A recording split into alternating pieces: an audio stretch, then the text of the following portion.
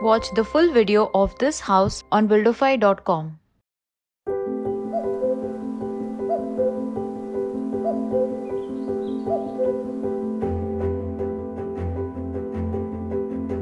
We call this house Cuckoo's Nest.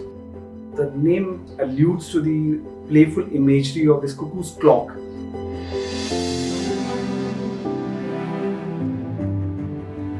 The moment we enter, we are led to walk up to the main door of the house through this covered veranda. And the veranda has this beautiful brick wall on the western side, just to take advantage of the western sunlight.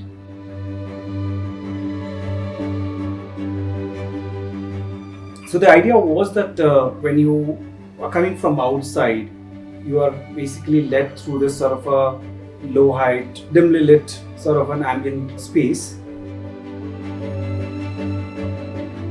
And it kind of conditions your mind, makes you leave the clutter behind, and then you enter into the house.